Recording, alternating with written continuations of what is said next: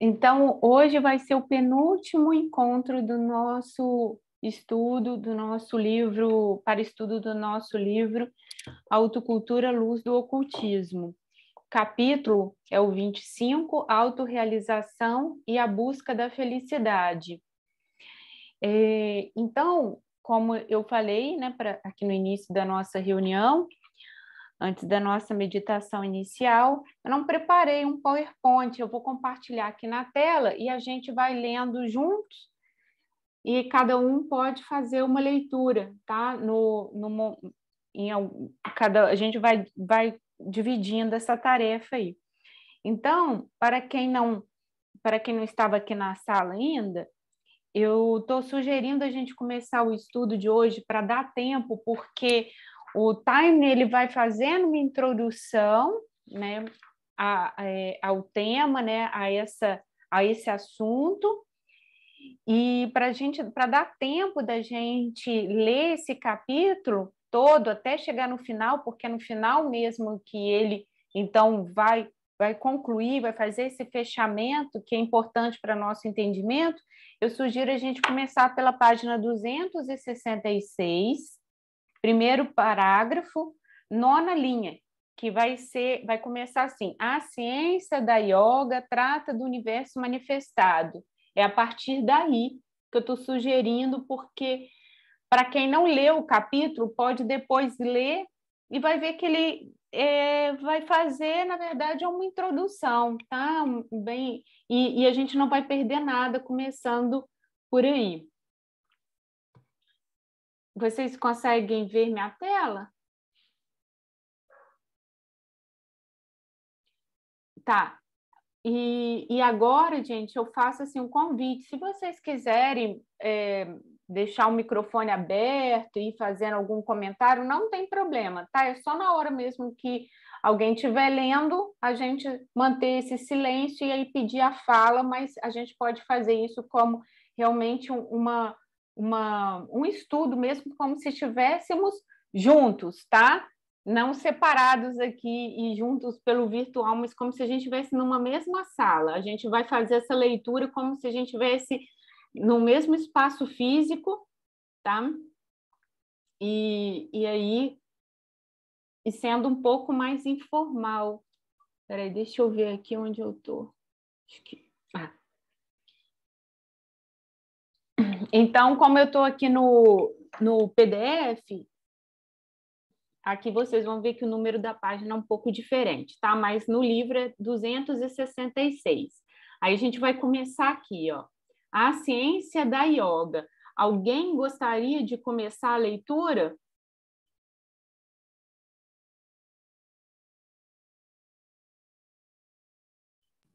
Eu posso começar, se você quiser. Por favor, então, Maurício.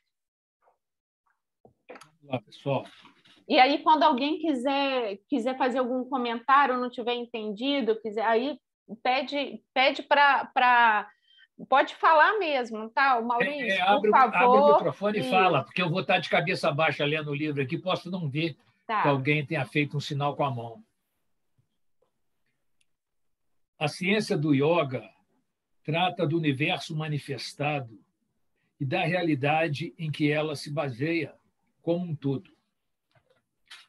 Ainda que leve em consideração todos os fenômenos da natureza, a ciência do yoga ocupa-se principalmente dos reinos invisíveis do universo. Por outro lado, a psicologia moderna está baseada nos fenômenos do universo visível, que é exatamente o revestimento externo que cobre e parcialmente expressa as realidades internas. É inevitável que a psicologia que trata de todos os fenômenos do universo manifestado, visível e invisível, bem como da realidade que fundamenta esses fenômenos, deve ter uma base mais ampla e mais profunda do que a psicologia que toca somente a superfície das coisas e teme mesmo mergulhar abaixo da superfície. Não se pode esperar, assim, nada de comum entre as duas psicologias. e deve-se estar preparado para considerá-las separadamente e como independentes. Por enquanto, somente quando a psicologia moderna se tiver aprofundado mais nos fenômenos da vida e aceitado, pelo menos até certo ponto, a doutrina oculta, é que se poderá esperar qualquer espécie de relacionamento com a psicologia da yoga. Por ora, concordemos em divergir e não forçá-las a uma reconciliação, como algumas pessoas tentam fazer. Então, aqui ele tá falando, né, da diferença entre a psicologia do yoga, ou da yoga, porque depende aqui da versão da edição, e da psicologia moderna, né? Então, que a psicologia moderna ela está baseada nos fenômenos do universo visível, que é exatamente o revestimento externo que cobre, parcialmente expressa as realidades internas. Então, ele está falando que a psicologia do yoga vai mais além, né? Vai além. Então, aqui ele está falando para não confundir, mas ao mesmo tempo a gente não precisa ficar esperando esse relacionamento entre elas, né? E está tudo bem, por hora não vamos divergir e nem forçá-las a essa reconciliação. Então, aqui é importante a gente começar por aqui, porque é sobre a psicologia do yoga que a gente está falando, né? Então, ele está chamando atenção para o que ele exatamente está falando, tratando, qual que é a profundidade que ele vai trazer ao assunto. Já está explicando que, quando vai falar da busca da felicidade, não vai ficar em termos de psicologia moderna, que é só, né, que no revestimento, como ele fala aqui, nesse revestimento externo, ele vai mais além. É isso, né? Quer dizer, a psicologia do que a gente trata aqui fora, ela fica só na superfície, a bem da verdade. Se você não se aprofundar através da psicologia da yoga, você não chegará ao encaminhamento que você quer dar à sua vida. Isso. Podemos prosseguir? Podemos. Não é possível, nesse curto capítulo, apresentar, mesmo em linhas gerais, a psicologia da yoga ou a filosofia mais elevada da qual ela é parte. Mas há uma questão importante, sobre a qual foi lançada alguma luz no último capítulo dos Yoga Sutras, isto é, a busca universal da felicidade. Visto basear-se esta questão em nossa experiência comum na vida humana e ser de grande importância para o aspirante, estudaremos os sutras relevantes. Se observarmos a vida humana como um todo, desapaixonadamente, e analisarmos em suas características essenciais, o que verificamos? Verificamos que ela é um contínuo jogo de desejo e mente em diferentes formas e circunstâncias. Todos os seres humanos são levados constantemente pelo desejo de buscar felicidade. E a mente é utilizada de diversas maneiras por esse desejo para suprir os meios de extrair alguma felicidade que possa ser obtida das inúmeras coisas que são objeto de nossa procura. Patanjali parte do fenômeno universal da vida humana e tenta segui-lo até a sua fonte.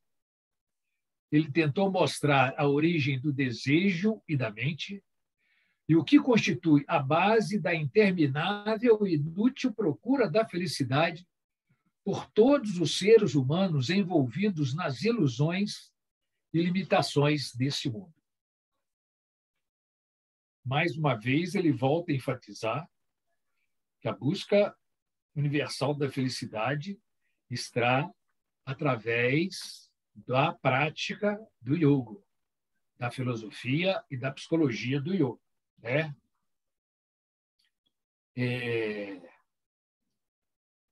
Fala das características essenciais do ser humano aqui, né? Quer dizer, a vida é um contínuo jogo de desejo e mente em diferentes formas e circunstâncias. É mais do que claro isso, né? Isso. E aqui eu até sublinhei, porque é o que mais acontece na vida da maioria das pessoas, e que aqui ele cita como, não a maioria, mas de todos, o que é verdade, todos os seres humanos são levados constantemente pelo desejo de buscar felicidade. E aí, se você não se aprofundar na autocultura, no autoconhecimento, você não vai chegar lá, né? E ele diz que o Patanjali mostra, né, a origem do desejo da mente e o que constitui a interminável e inútil procura da felicidade por todos os seres humanos envolvidos nas limitações e nas ilusões deste mundo. Aqui é importante a gente destacar que ele está fazendo uma afirmação, que todos os seres humanos são levados constantemente pelo desejo a buscar a felicidade. Então, esse daqui é uma afirmação, né? E isso é um contínuo jogo de desejo e mente em diferentes formas e circunstâncias.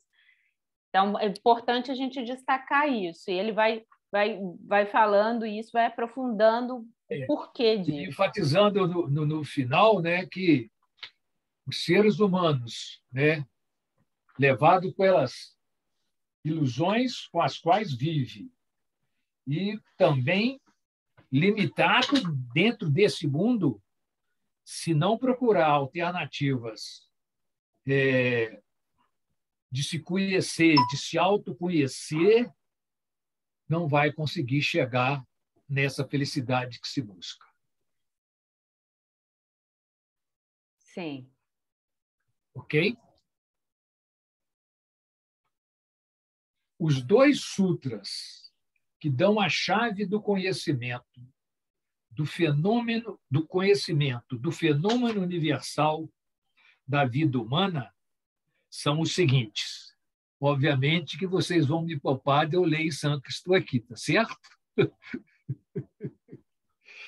As modificações da mente são sempre conhecidas pelo possuidor devido à imutabilidade do Purusha. Quer dizer, o Purusha é a nossa alma espiritual eterna, tá certo? Então, as modificações da mente a gente conhece em função de possuir essa alma espiritual que é eterna em todos nós. Perfeito? Voltando a enfatizar o que disse a senhora Blavatsky, né? A mente é assassina do real. Por quê? Porque ela sofre com as modificações e com os pensamentos que a maioria das pessoas tem, ou quase todos nós temos, em que o real, o verdadeiro, não chega lá. O segundo sutra é: embora matizada por inúmeras tendências, a mente não age para si mesma, e sim em associação e a favor do Purusha. E ele vai dar a explicação dele sobre os dois sutras. O primeiro sutra significa que todas as mudanças e modificações que constantemente têm lugar na mente do indivíduo acontecem contra o fundo da consciência da mônada, chamada Purusha nos Yoga Sutras. Portanto, tudo quanto acontece na mente, em qualquer nível, está presente em sua consciência, ou, em outras palavras, ele o percebe. Quer dizer, o Purusha, o espírito, percebe. O segundo sutra quer dizer que a mente sempre age como instrumento do desejo. Mas, como o desejo está constantemente mudando, ela não pode realmente agir para o desejo. A mente tem que agir no interesse de algo que seja constante e associado com ela o tempo todo. E o sutra anterior mostra-nos que este fator constante é a mônada ou purusha. Vemos assim ser a mônada a força motriz por trás de todos os desejos e o agente que presencia todas as modificações ou mudanças da mente. Então, aqui é importante a gente destacar que a mônada, né, ela é essa força motriz por trás de todos os desejos e o agente que presencia as modificações ou mudanças da mente. Então, assim, eu faria esse destaque aqui para a gente ir entendendo, fazendo uns destaques nos textos, né? Porque isso vai ser importante para a gente entender onde que ele quer chegar com isso, né? Então, ele está falando que as modificações da mente são conhecidas pelo possuidor devido à imutabilidade do Purusha, e que, embora matizada por inúmeras tendências, a mente não age para si mesma, e sim a associação e a favor do Purusha. Essa partezinha aqui, ó, onde o Maurício acabou de ler, que eu estou acompanhando aqui, deixa eu ver onde que está aqui. Na página 267, quando começa assim, o segundo sutra, esse último parágrafo que ele leu, quando no meio do parágrafo, ele dá aqui uma explicação super interessante que vai ajudar a gente a compreender. Que eu faria esse destaque assim no livro, assim, eu destaquei no meu. A mente tem que agir no interesse de algo que seja constante, associado com ela o tempo todo. E o sutra anterior mostrou que esse fator constante, que não muda, né, é a mônada, ou purusha.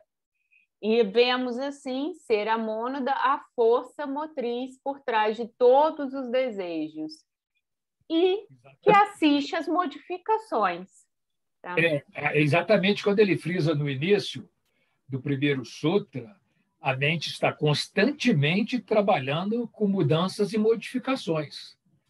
E o que você acabou de enfatizar aí, quer dizer, que a mente tem que agir no interesse de algo que seja constante e não em função dessas modificações, que são como é que a gente fala, a tagarelice dos pensamentos, a mente o tempo todo pensando em alguma coisa, mudando o pensamento, modificando o que está pensando, né? E o que se tem que buscar é algo constante que não perturbe a mente toda hora se modificando. É porque o Time ele é muito didático, então ele vai apresentando o assunto, ele não apresenta o assunto de repente, ele vai trazendo para a gente, à medida que a gente vai lendo, um entendimento até chegar no final do capítulo e falar, ok. Então, ele vai trazendo esses elementos para a gente conseguir entender de forma lógica. Né? Então, por isso que é importante ler esse capítulo com bastante atenção, quer dizer, o time todo, né? Ele faz assim. O Sandro, o Paulo, Luciano, alguém quer fazer algum comentário? O Maurício está seguindo bem, ao meu ver. O que o Luciano falou aí? Falou que Maurício está seguindo bem. Estou gostando. Mas eu agora vou passar a bola para algum de vocês para eu não ficar aqui monopolizando essa leitura. Por gentileza, alguém continue. Bom, você é um excelente orador, Maurício, mas alguém sim, gostaria... Não me coloque como orador oficial do Getty, porque eu não sou. Alguém gostaria de ler, dar continuidade? Sandro, Luciana, Paulo...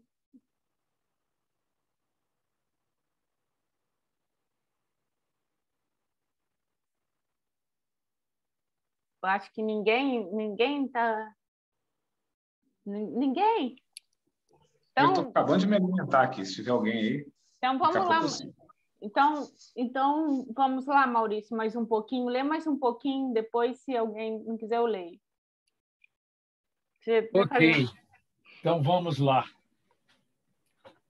Consideremos primeiro mente e desejo separados e vejamos sua importância na vida humana antes de examinarmos sua ação e interação conjuntas na procura da felicidade. O que é a teoria do conhecimento de acordo com a psicologia da yoga? A mente, ou citta, como é chamada nos Yoga Sutras, opera através de uma forma que chamamos corpo mental. Sua função é conhecer. Mas, de acordo com a psicologia da yoga, ela não tem capacidade de conhecer porque é inanimada. A capacidade de conhecer lhe é dada por Buddhi, que é a luz da consciência derivada do Purusha. O conhecimento que surge na mente ante um objeto de percepção é derivado do conhecimento ilimitado ou onisciente do Purusha. Quando a mente entra em contato com um objeto de percepção, ela é afetada por ambos. A consciência do Purusha operando através de Buddhi, bem como o objeto que se procura conhecer. E a resposta daquele que tudo conhece, o onisciente Purusha, a este estímulo limitado, é o conhecimento do objeto obtido pela mente. Porque, no fundo, está sempre o Purusha e ele é onisciente. Ele é o fator comum em todos os processos do conhecimento do objeto obtido pela mente. Ele é o fator comum em todos os processos do conhecimento e também o depósito de toda a espécie de conhecimentos que aparecem na mente. Assim, no fundo da onisciência, o objeto desperta uma resposta limitada e é a esta resposta limitada que chamamos conhecimento. Podemos entender isso facilmente se considerarmos como a cor aparece nos objetos em presença da luz branca. A luz branca contém todas as cores. Quando a luz branca incide sobre diversos objetos, produz todas as espécies de cores. Cada objeto absorve alguns constituintes da luz branca e rejeita outros. As cores rejeitadas, que são refletidas de volta, produzem a cor específica do objeto.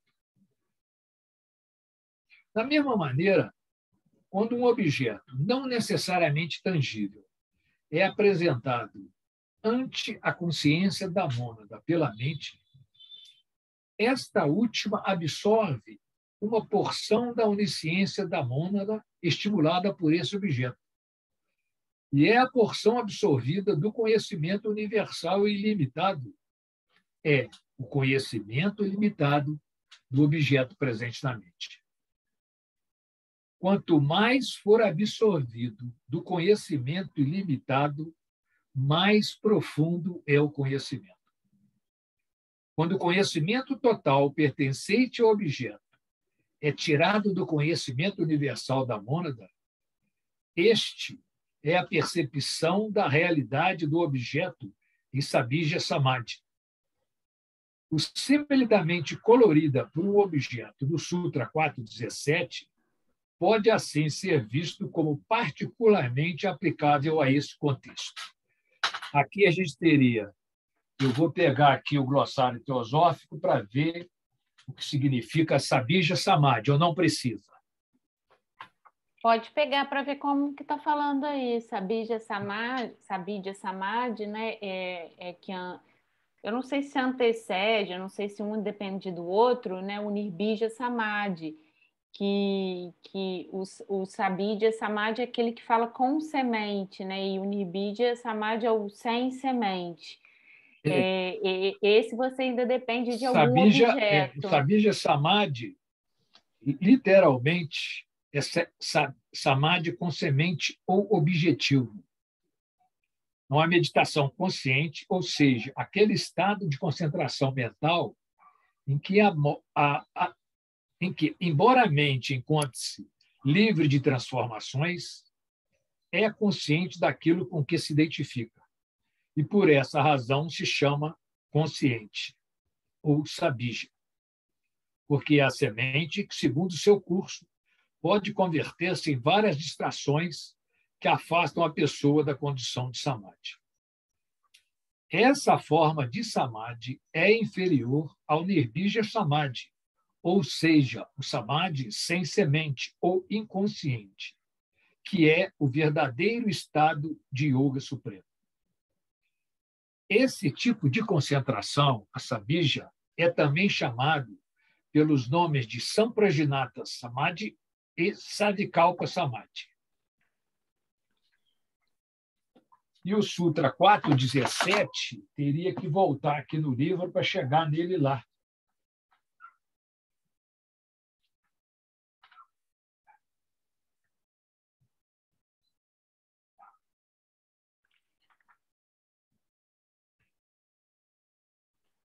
Eu não sei aqui. Antecede esse sutra que ele cita aqui. Deixa eu ver se ele cita aqui no capítulo anterior. Eu não. É o sutra anterior ao primeiro que eu li aqui. Isso. O sutra primeiro que eu li aqui é o Sutra 4.18. Entendeu? Mas aqui no livro tem esses todos, não tem, não? Tenho. Nesse que a gente está aqui, não. Ele traz. Não, mas, por exemplo, mas no livro. No Ciência do Yoga tem. Você tem aí? Aqui, ó, na página 240. Ah, não, desculpa, não.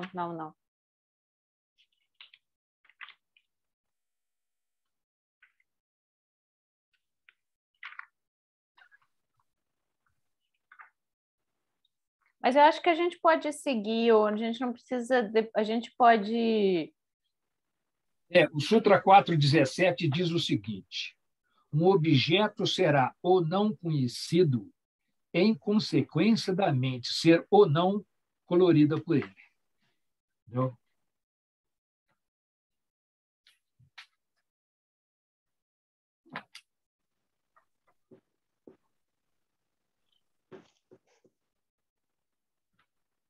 Podemos seguir? Podemos. Alguém gostaria de fazer algum comentário? Essa parte aqui foi muito importante, né? Ele está fazendo aqui, ele está separando, né, mente e desejo. Ele tá considerando os dois separadamente. Agora, primeiro, ele vai fazer uma explicação. Ele acabou de fazer uma introdução, explicação da mente, né? Que a função dela é conhecer, mas ela precisa estar iluminada por Budi, né? E aí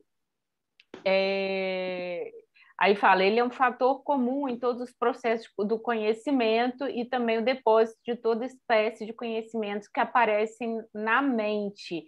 Então, está falando sobre Purusha, né? E quero ver se vocês conseguirem pegar essa ideia, esse exemplo aí que ele falou da luz branca. A luz branca que bate nos objetos e que é absorvido pelos objetos. E a luz e a cor que rebate é a cor do objeto. Então, ele está falando da mente colorida, quer dizer, quanto mais informações você conseguir absorver, mais estamos sendo iluminados por esse conhecimento de Purusha. Então, essa mente colorida, então, pelo menos o que eu entendi, essa mente mais iluminada pelo conhecimento do Purusha. Foi assim que vocês entenderam também? Raquel, a questão que ele fala ali essa plenitude da Mona, né? Isso já está disponível. Só que a gente não tem consciência dessa mona, a gente não tem a consciência no plano físico, a gente vive, a gente não tem consciência dela. Então é como se tivesse encarcerado esse conhecimento todo, né?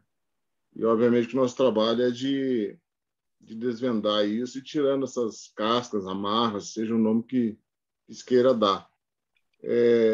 A parte que o Maurício leu no glossário ali, acho que é Sabija Samadhi. Obviamente, quem está envolvido com ganhar a vida física, trabalho, filho, né, as coisas cotidianas, para mim, não consegue chegar nesse conhecimento.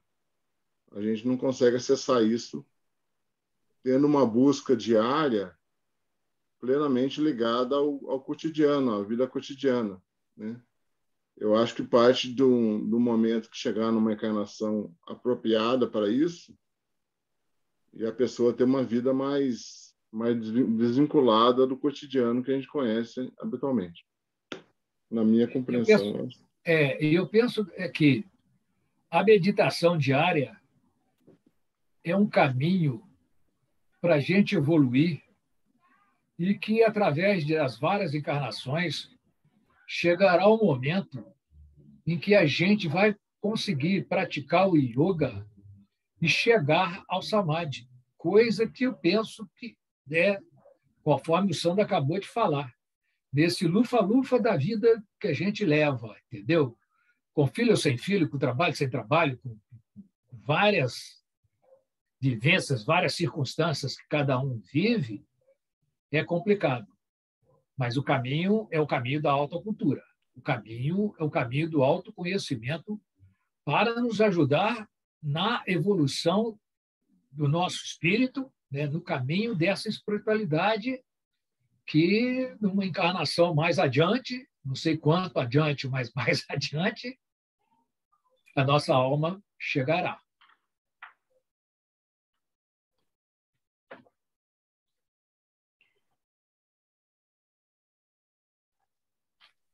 Raquel. O capa? Fala, Luciana. Então, eu me perdi aqui embaixo, mas me recompus. Você está no livro? Sim, sim. A gente está na página 268. do 268, Sim, sim. Essa visão, igual o Maurício disse, né? Nós vamos experimentá-las, claro que encarnações aí futuras, né? Encarnações, mas nós iremos experimentá-las em corpo físico ainda. Segundo assim, algumas coisas eu tenho lido, nós vamos experimentar com esses sentidos, porém com esses sentidos mais preparados, mais desenvolvidos moralmente, né? Portanto, esse trabalho ele é feito por nós mesmos, né? Nós não podemos tirar isso da nossa ação, né? Que é uma ação que vai construindo tudo isso para um futuro melhor. Outro dia eu estava conversando com a pessoa disse que eu voo muito, porque não entende esse tipo de fala que a gente conversa, né? Então, sem querer, às vezes você está conversando sobre algo, você toca, né, um pouco nesse campo e fica assim, as pessoas percebem, mas não sabem o que é. Então, é natural que fale, né? Você viaja demais, mas não é viajar, né? Porque a gente busca isso e para a gente é uma verdade e é uma necessidade, né? É porque é um assunto muito abstrato também, né? Sim, sim. Mas eu penso assim também, né? Isso vai acontecer assim, da gente tem que estar aqui, essa é uma grande oportunidade, né? E a gente tem que aproveitar essa oportunidade, essa encarnação para a gente desenvolver. E os yamas e os niyamas, né, que a gente viu aquele dia, né, só estava eu e você, né, Lu? Você lembra? Sim, sim, Então, quer dizer, é sim. o comecinho desses 8 passos que vai chegar no Samadhi, mas não adianta a gente estar querendo correr para o Samadhi. A gente pode fazer a gente pode percorrer esse caminho do yoga, fazendo várias coisas ao mesmo tempo, né? Se atentando aos yamas, os niyamas, fazendo asanas, práticas de pratyahara, mas o básico é o yama e o niyama. É ele que vai dar essa consciência moral ética. Então, conforme a gente vai evoluindo, não adianta a gente esquecer aqueles primeiros passos. Por isso que são os primeiros do caminho. A gente não vai conseguir chegar em Nirbidya Samadhi, né, se a gente tiver com a rinsa, que é a violência. É muito interessante a gente perceber isso dentro da gente, né? Essa autocultura, né? A gente encontra que a gente também viu isso naquele dia, né? Ele fala sobre Swadhyaya, né? Que é isso. Você lembra que ele fala muito sobre isso naquele dia? Sobre o autoconhecimento, né? Desenvolver. O Time, eu acho que ele é muito didático, né? Ele trouxe esse livro assim com uma beleza incrível, porque a gente vai conseguindo entender. Um exemplo é esse capítulo aqui. Ele vai dando passos bem leves, sutis, para a gente chegar lá no final e entender a questão da felicidade. Acho que a gente pode continuar agora. Quem que gostaria de ler? O Maurício vai continuar lendo.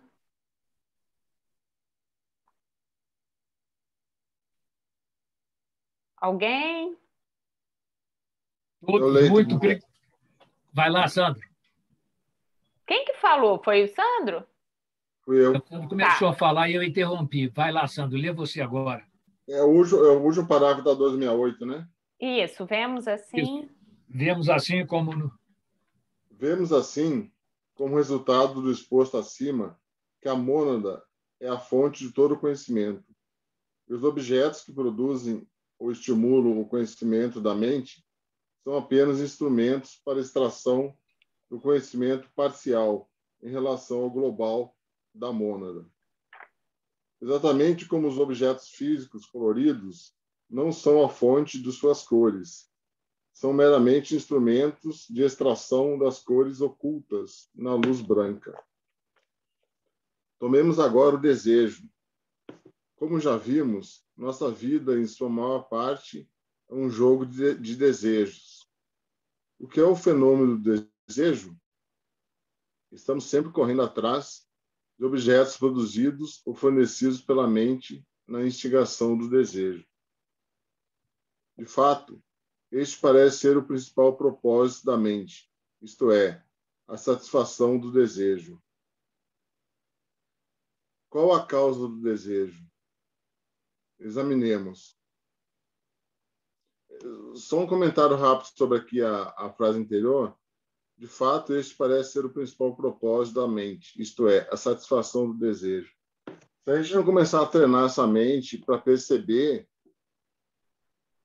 o que é o desejo, qual hora que eu estou agindo com esse desejo que é relatado aqui, eu preciso uma hora começar a treinar essa mente em relação a isso, a um autoconhecimento ligado a isso, para perceber e se conseguir não agir dessa forma, né? É um exercício como qualquer outro. A fim de encontrar a causa de um fenômeno universal, cumpre procurar o fator comum a todos os fenômenos. Um fator constante neste drama, representado pela mente e pelo desejo, é o Purusha. Ele é o fator constante da busca de objetos vários por meio do desejo. Há algum outro fenômeno associado com a busca de diferentes objetos pelo desejo? Sim, a busca da felicidade. Essa corrida do desejo atrás de objetos, com o auxílio da mente, é a busca da felicidade, consciente ou inconsciente. Nada desejamos que não signifique obter um pouco de felicidade. Temos, assim, um outro fator constante presente na vida humana, a procura da felicidade. Então, ele agora, né, ele está falando assim da força, né, do desejo. E aí, mais para frente, ele vai diferenciar um pouquinho do desejo com vontade. Tá? Então, como a gente está aqui encarnado e procurando felicidade em coisas transitórias, a gente vai transforma essa vontade, que é uma força espiritual, em desejo. E a gente começa a procurar isso em coisas transitórias, materiais, igual o Sandro estava falando aí. Tá? Então, mas por trás de todo esse desejo de tudo, existe o Purusha. Mas aí a gente aqui no mundo, quando na materialidade, a gente está envolvido na manifestação, a gente fica procurando a felicidade e não no que é real, mas em coisas transitórias. Mas ele vai explicando isso um pouco mais aqui para frente. Mas é importante a gente entender que desejo, nesse sentido, não é exatamente uma coisa ruim, porque ele está ligado à vontade, que é a vontade espiritual, porque também é uma força.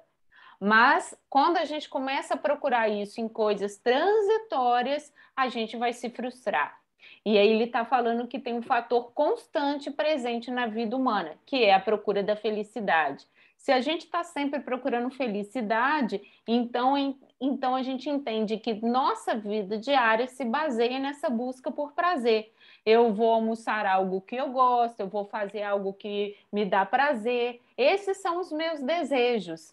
Então, ele está explicando aqui que na nossa vida cotidiana existe isso, que é a procura da felicidade. E atrás disso, então, a gente vai desejando coisas que dão prazer, que vão dando prazer. Então, assim, não vamos criar, a princípio, né, uma negação do desejo. É apenas que esse desejo em si ele está contaminado, porque caímos estamos na manifestação. Mas esse desejo, tá? Depois ele vai explicar brilhantemente aqui que vem dessa força maior que é a vontade espiritual.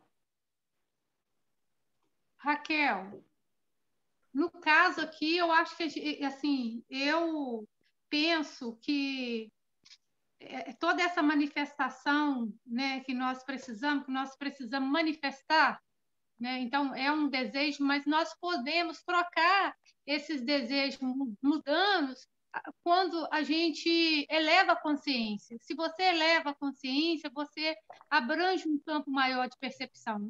E isso nós temos disponibilidade, está disposto para a gente a todo momento.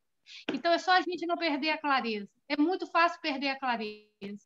Mas se a gente tiver isso em mente o tempo todo, a gente consegue fazer essa analogia e a gente consegue trazer isso, entende?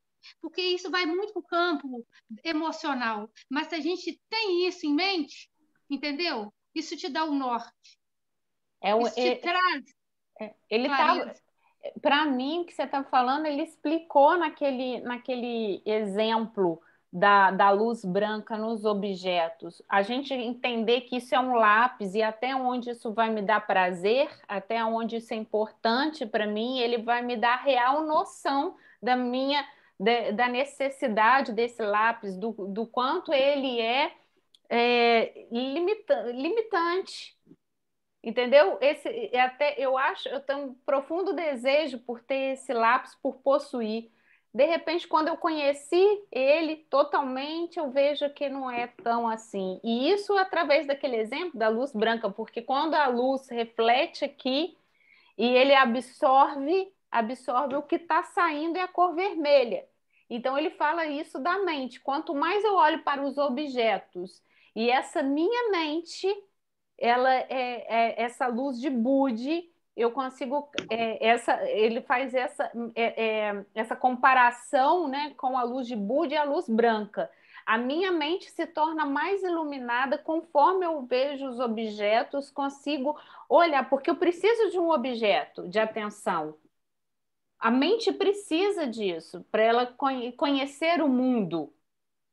Pelo menos foi o que eu entendi, tá, gente? Foi o que eu entendi dali. Então, a mente precisa de um objeto, ela precisa dessa manifestação. E é a mente que está conhecendo, é a mente. E quanto mais a mente é iluminada, mais ela consegue entender a dimensão do objeto e o quanto que ele é necessário e também ilimitante. Sim. Que um lápis é só um lápis, né? O dinheiro é só o dinheiro. E aí a gente vai vendo o quanto. Então, conforme mais iluminado nós estivermos, mais a gente vai dar o real significado às coisas, né? Vai ver as coisas mais como elas realmente são, sem o apaixonamento, né? Sem idealização, sem esse vício do desejo, né? Seria, no caso, transcender. Transcender, elevar a consciência, transcender. Porque a partir do momento que você conhece, entendeu? Você faz um discernimento com uma visão mais elevada, você abrange esse campo maior e aquilo ali já passa. Não, aquilo ali não, aquilo ali sim. Eu vejo algo hoje dessa forma, assim, não em todo momento, porque a gente perde a clareza com muita facilidade. Mas se a gente estiver com isso, cultivando esses ideais, a gente consegue. A gente consegue ter essa noção do real e do ilusório. Fazem isso. Eu peguei isso outro dia, fiquei com isso na cabeça e a gente consegue abrir essa trilha, Raquel. Sim, exatamente isso que você está falando. Agora, para mim, isso me chama mais atenção, assim, Lu, para mim, tá? Como eu penso, assim, nossa, eu sou muito falha, imperfeita, tentando. Eu penso assim, cada vez que eu vejo uma coisa, eu sei que eu não consigo ter aquela compreensão real, exata da situação, do objeto, e eu não tenho como julgar sem discernir, julgar sem me envolver, às vezes só da gente já saber isso já é importante. Sim. Que quando a gente está envolvida com certas coisas, situações, a gente está levando da gente, a gente está envolvido, a gente tem as nossas questões, tem as nossas tendências. E só da gente saber isso já ajuda a gente a falar assim, pode ser também outra coisa, deixa a gente, pode nos ajudar a afastar da situação, né? Como ele fala, Sim. criar aquele distanciamento. A gente vê que não tem muito sentido certas coisas que a mente está buscando, então a gente não consegue. A gente passa nem o lado B, nem o lado A. Porque você começa, não, sabe, consegue ter esses lampejos, sabe? Isso, Legal, acho que é legal, isso. muito legal, porque aí você começa a não tomar o partido. Isso, Não, acho que para é quê? isso. Não tem sentido. Mas você tem que estar, entendeu? Com essa clareza. Essa clareza, eu acredito que seja essa luz branca, pelo que eu entendi aqui. É um processo, né? E é um processo, né? Estamos nesse caminho, né? Bonito demais. É. E vamos continuar aqui mais um pouco? A gente Vamos lá. O argumento desenvolvido nos Yoga Sutras é este. Estamos sempre desejando objetos na procura da felicidade. Os objetos mudam constantemente, os desejos mudam constantemente. Somente uma coisa neste drama não muda e está sempre presente. É o Purusha que está por trás de tudo. Então, o Purusha, o responsável por nosso constante desejar? Para responder, temos de considerar dois fatos. Primeiro, o desejo nada mais é que a vontade, operando sob ilusão e limitação. E a vontade deriva de Sati, um aspecto do Tríplice Purusha divino. O segundo aspecto do Tríplice Purusha divino é Ananda. Sua própria natureza é Ananda, que se reflete em bem-aventurança nos planos inferiores. O terceiro aspecto, naturalmente, é Chit, que se reflete na mente. Não vemos aí a importância do desejo e a constante procura da felicidade nos objetos externos? O Purusha cuja própria natureza é Sat Chit Ananda, foi rebaixado ou envolvido na manifestação e, como resultado, perdeu a percepção de sua natureza divina. Qual o resultado dessa perda de percepção de sua verdadeira natureza? Ele procura Ananda no mundo manifestado, os objetos presentes no mundo, usando a palavra objeto, em seu mais amplo sentido, como algo que satisfaça seu desejo. Sua natureza sati, que deveria encontrar expressão como pura vontade espiritual, mudará essa expressão em desejo devido à sua associação com as ilusões e limitações nos planos inferiores. Assim, a busca da felicidade, através de toda espécie de objetos nos mundos manifestados, visíveis e invisíveis, em que estamos todos empenhados, nada mais é que a mônada à procura de Ananda nas coisas que estão em seu exterior, devido à ilusão ou maia que está envolvida. Eu vou ler até o final desse parágrafo e a gente para um pouquinho. O terceiro aspecto, sendo Chit, que encontra expressão na atividade e na faculdade de formar imagens da mente, a mônada cria tirando da multiplicidade de vida que a rodeia, uma forma depois da outra, uma situação depois da outra, buscando Ananda onde ela não está presente e não pode ser encontrada. Ananda pode ser obtida parcialmente, de uma forma refletida como felicidade. E o quanto do aspecto Ananda, do Purusha, o objeto está apto a estimular na mente. É a medida da felicidade sentida no objeto. Fica assim clara, como a luz do dia, a importância do drama em que estamos todos empenhados. Comentários? É bem o que a Luciana estava comentando sobre o autoconhecimento. Eu preciso desenvolver um pouco, um nível iniciante ou médio, desse autoconhecimento, senão eu vivo cotidianamente sem perceber essas coisas que foram faladas aqui agora, nesses últimos 2 parágrafos, principalmente. É como se eu me deparo de novo com a situação do desejo e do conforto, seja lá o que for, o nome que tenha, e eu consigo parar e agir de uma maneira diferente, começar a treinar isso insistentemente, né? Para que venha um resultado diferente do que já é conhecido.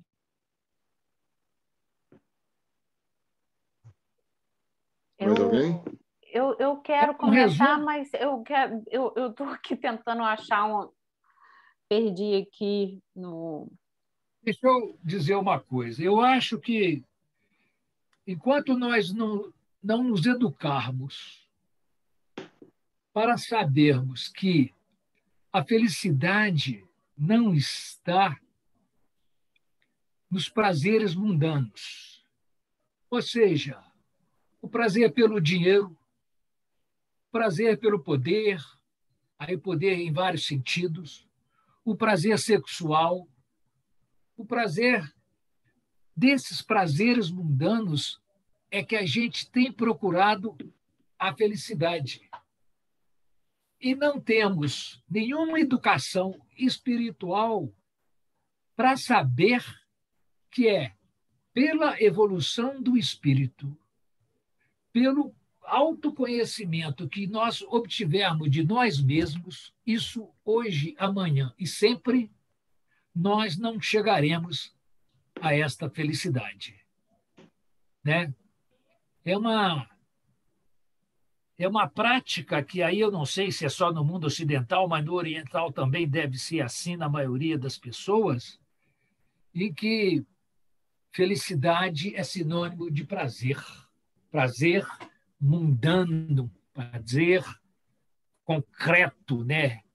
Nada em relação ao espírito, à evolução do espírito, ao encontro com com a nossa alma espiritual eterna que está dentro de nós o tempo todo, esse encontro que nos fará felizes, né?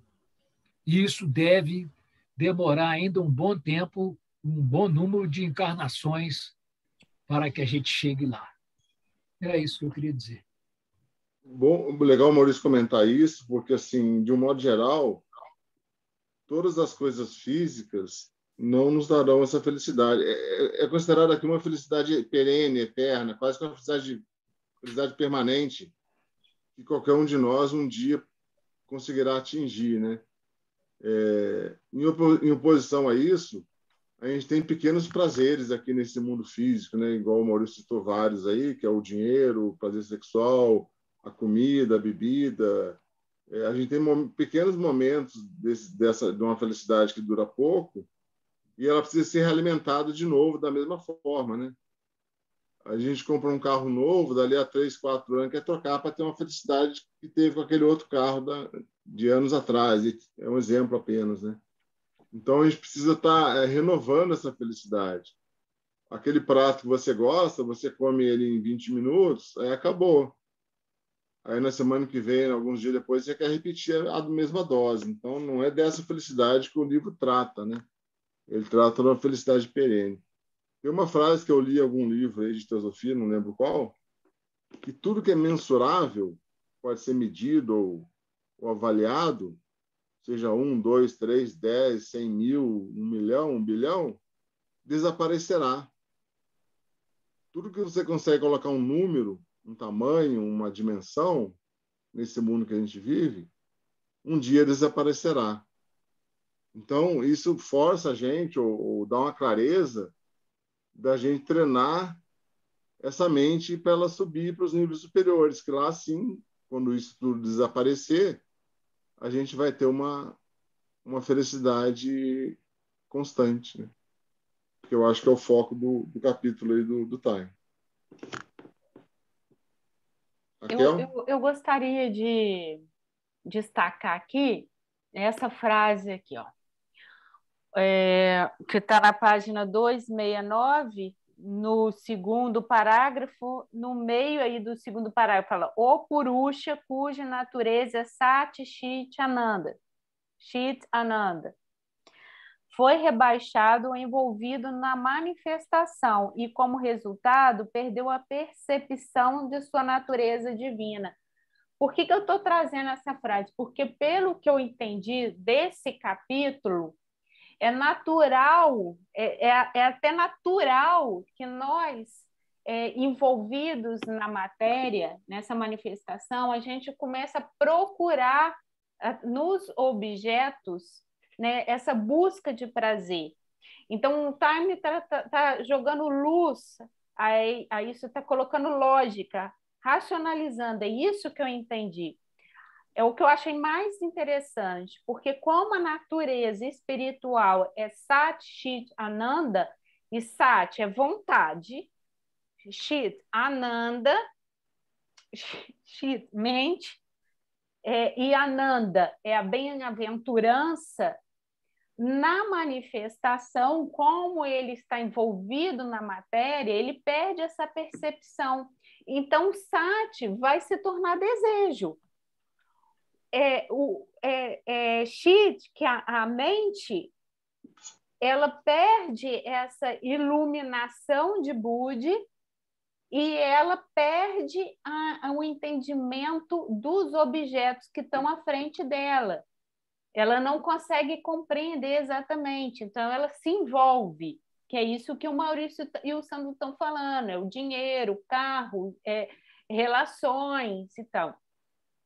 Por quê? Porque tem Ananda, que também isso é um princípio espiritual, divino. Ananda é bem-aventurança, que aqui é amor. E amor na manifestação, ele vai ser representado por amor sexual, amor afetivo. Eu não amo, se eu tenho um filho, eu não amo todos os filhos, as crianças do mundo. Eu começo amando o meu filho, eu quero que meu filho se salve antes dos outros. Então, essa é uma percepção limitada. Então, acho interessante porque o Taimni ele traz isso, porque não está condenando aqui o desejo. E aí, esse parágrafo anterior aqui, ele fala: essa corrida do desejo atrás de objetos com o auxílio da mente é a busca da felicidade. Desejo, sat, mente, chit, felicidade, ananda. Ou seja, ele está racionalizando por que nós fazemos isso aqui, porque isso aqui é espiritual. Quando nós estamos na manifestação, é mais do que natural que a gente, envolvido na materialidade, a gente queira, sim, prazeres sexuais, prazer, relacionamento, amizade, dinheiro, carro, sabe? Por quê? Porque estamos envolvidos na matéria. E aí é quando a gente chega a esse estudo e aí a gente fala assim: ah, entendi. Entendi por que isso não está me trazendo felicidade. É momentânea. É momentâneo. Por quê? Porque realmente, de fato, quando eu compro um carro, quando eu faço um amigo, eu posso experimentar essa felicidade. É legítimo.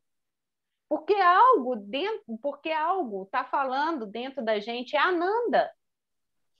É esse amor, é essa felicidade que a gente experimenta aqui, mas é pequeno, é passageiro, é curto. Eu tenho um amigo, amanhã eu não tenho mais. Tenho dinheiro, amanhã eu não tenho mais. E a gente precisa da mente. Sem a mente não existe isso. Sem a mente não existe o olhar o objeto e identificar, porque é a mente que a gente precisa da mente para olhar esse mundo manifestado e a gente compreender, tentar entender, e aí a gente entende, não entende completamente.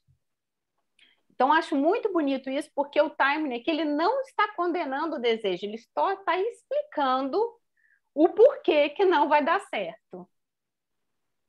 É bonito isso, eu pelo menos entendi, porque não é um aprisionamento, ele está falando, ele está explicando assim, ok, é exatamente isso, você precisa, é a mente operando em busca dos desejos através dos objetos, Sati, Chit, Ananda. Mas ele está explicando aqui que no final disso tudo, a gente não vai dar certo, porque isso é transitório. E é natural que nós, através do autoconhecimento, natural, que a gente vai modificando esses estados da mente. É bacana demais. Exatamente. Né? Através da clareza, através de transcender, né?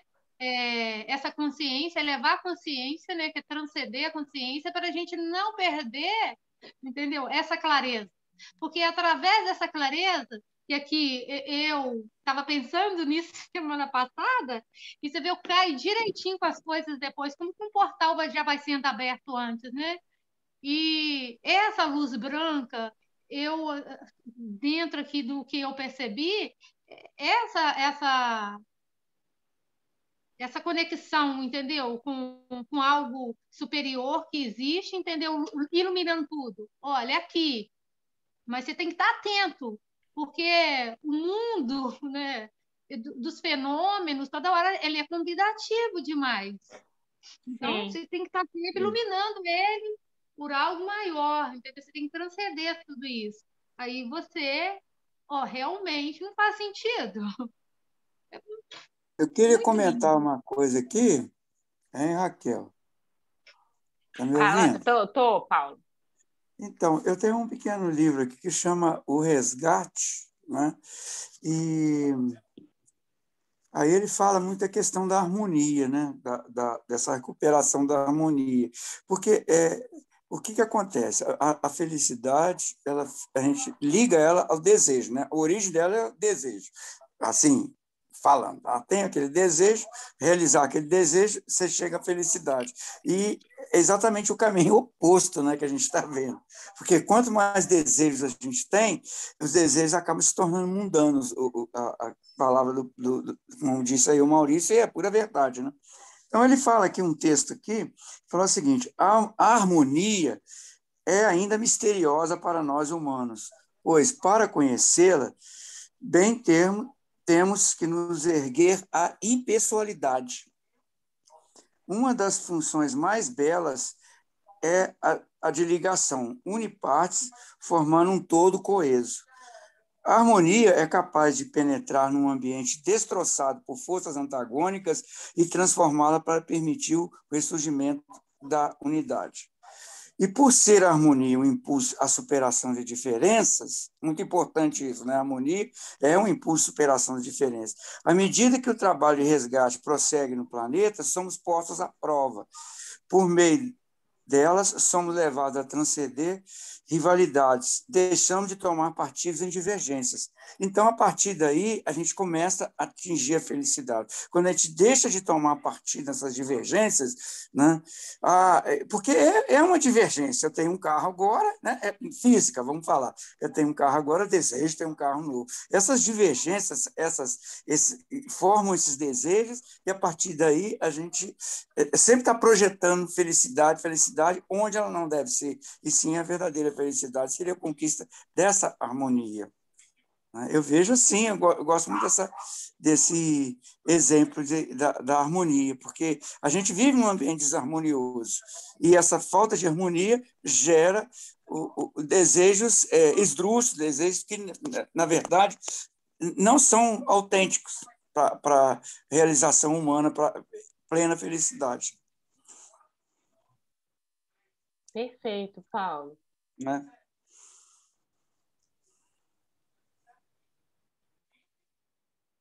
Você resumiu bem aí o que a gente estava falando, né? Chega a ser um resumo, mas assim, o resumo é muito fácil resumir, mas na prática nós temos que evoluir muito para que a gente realmente deseje a felicidade verdadeira, não essa felicidade projetada em coisas, né? O que é muito difícil, porque também a gente vive num mundo físico, né? A gente sempre vai desejar ter uma roupa boa, pelo menos se está fazendo muito frio, eu quero ter uma roupa que me aqueça, pelo amor de Deus. Meu desejo naquele momento, né? E aí vai, né? Vocês acham que... Vamos tentar terminar, gente? Está quase no fim? Faltam 3 minutinhos no meu. Podemos tentar terminar?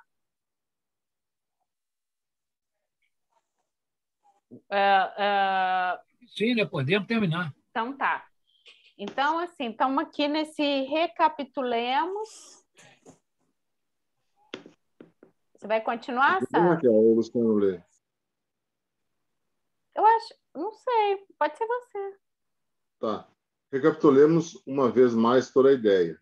Somos tríplices em nossa natureza divina essencial. Esses 3 aspectos são chamados Sat, Chit e Ananda, em sânscrito, e são refletidos como vontade, mente superior e bem-aventurança nos planos espirituais, como desejo, mente inferior e felicidade nos planos inferiores. Por estarmos envolvidos na manifestação, perdemos todos os atributos divinos, e esse só pode manifestar-se parcialmente nos planos inferiores, nas formas comuns de desejo, mente e felicidade.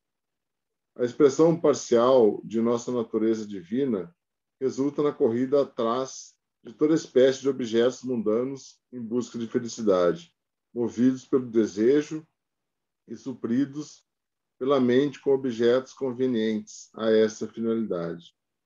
É assim que toda a torrente de nossa vida flui e flui sem cessar, lentamente subindo em direção à sua fonte.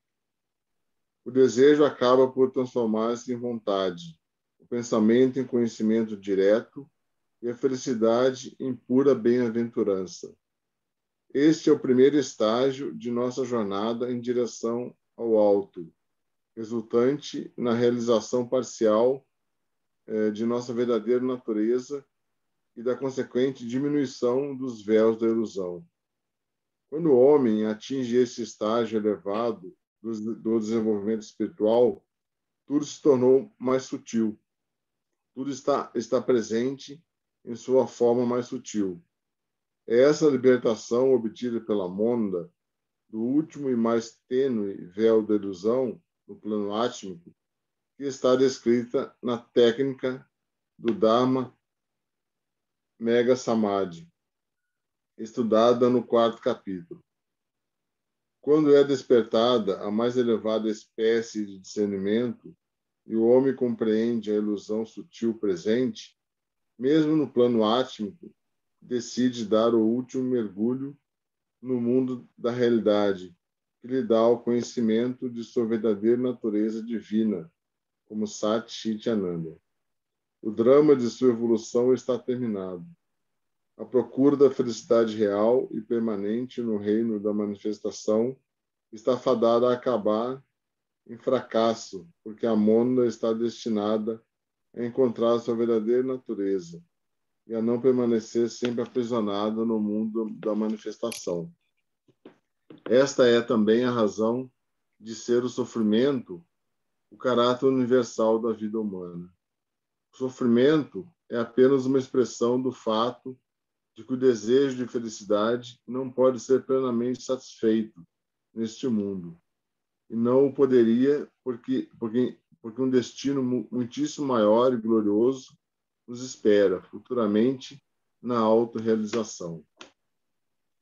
Por que deveríamos ficar triste de ser universal o sofrimento? Não deveríamos ficar alegres que assim seja, por ser esta a melhor garantia de nossa libertação final das ilusões e limitações da vida inferior, a salvaguarda contra nosso desejo de permanecer indefinidamente como exilados na vida inferior? Passa um aspecto também, pessoal, que eu preciso começar a me preparar, se eu estou me envolvendo com isso, estou me exercitando com essa mente para me envolver em acessar coisas superiores, eu preciso, numa dose mínima que seja, sentir o gostinho disso, dessa coisa um pouco superior, a coisa que está acima, né? Ter uma dose de experienciar isso, seja da forma que cada um der conta de fazer. Só um exemplo rapidinho aqui, que é da coisa cotidiana. Quando eu saí da faculdade, eu prestava consultoria para pequenas empresas de gestão. Eu peguei um caso lá, um empresário, que tudo dele era bagunçado. O escritório dele era uma bagunça, a empresa era bagunçada. Aí ele me deu uma carona, o carro dele era uma bagunça, tinha papel de bala, papel de comida, roupa jogada no porta-mala, era tudo bagunçado. E depois eu fiz um lanche na casa dele, a casa era igual. Quer dizer, a pessoa estava tudo desse jeito.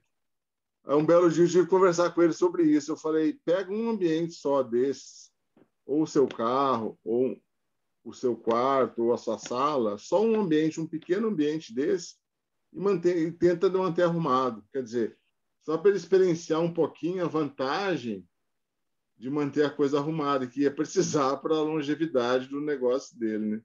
Então, se a gente conseguir experienciar alguma coisa mínima que seja dessa vida superior, eu acho que é um objetivo simples e que dá para atingir de alguma forma. Com os nossos estudos, com a prática, a gente tentar alcançar alguma coisa. Alguns já alcançaram uma coisa mínima aqui de clareza superior. Eu acho que isso é válido. Um abraço para todos aí. Sandrão.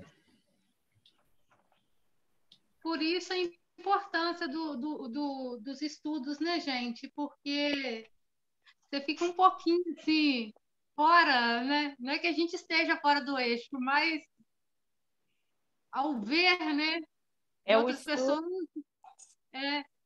a pessoa não é comum, né, tá voada. Não é voada, porque a pessoa não está estudando, não está ali presenciando isso, não está experimentando, né? Porque a gente experimenta coisas que saboreamos, né? Igual o Santo disse aí. É o estudo e o autoestudo. É divino demais, né? Aí que a gente consegue realmente seguir se a gente também experimenta. Se a gente saboreia essas sensações para a gente ir, né, colocando tudo em ordem, né? Porque é uma organização, uma reorganização também dos nossos corpos, que estão tudo bagunçados. Portanto, um vai pedir isso, outro vai pedir aquilo ali. A partir do momento que a gente vai tendo esse autoconhecimento, a gente mesmo vai adaptando tudo ao seu lugar no momento certo, e a gente já consegue experimentar muita coisa. Sim. Né? A importância do grupo é muito importante.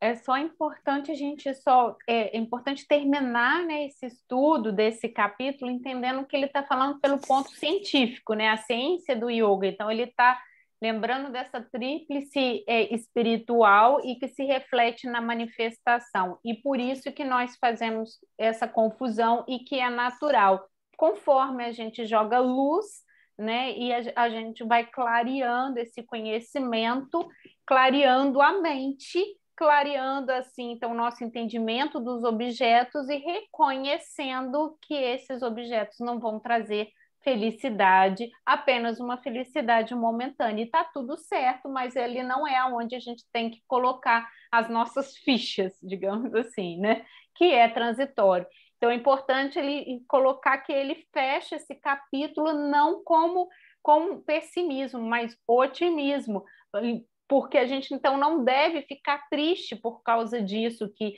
pensando que a gente não vai ter felicidade nesse mundo, apenas felicidades transitórias, porque ele pensa assim, no final, né, desse capítulo, que a nossa meta é maior. Assim a gente não precisa ficar tristes, a gente só consciente disso, a gente pode ficar, né, alegre que essa caminhada vai chegar nesse momento em que não seremos mais escravos, né, desse mundo que nos prende, desses objetos, da manifestação em si.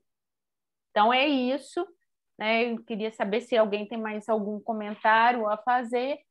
São 8h37. Você falou que hoje seria a última parte desse estudo. Não, ainda tem um capítulo muito importante aí, que é o último capítulo do livro. O Sandro que vai conduzir o estudo semana que vem. Que ótimo. Então tá ótimo. Tá? Eu tinha entendido no início que você falou que esse seria a última parte, não. Mas o Sandro vai trazer e a gente vai participar. Alguém gostaria de fazer a meditação final? Sandro, Ciana, tal. Mantra da unidade, para terminar. Para encerrar. Obrigada, Sandro. Ó vida oculta que vibras em cada criatura. Ó luz oculta que brilhas em cada criatura. Ó amor oculto que a tudo abranges na unidade. Saiba todo aquele que se sente uno contigo, que ele é, por isso mesmo, uno com todos os outros. Que assim seja. Namastê. Boa noite a todos, um abraço, boa semana.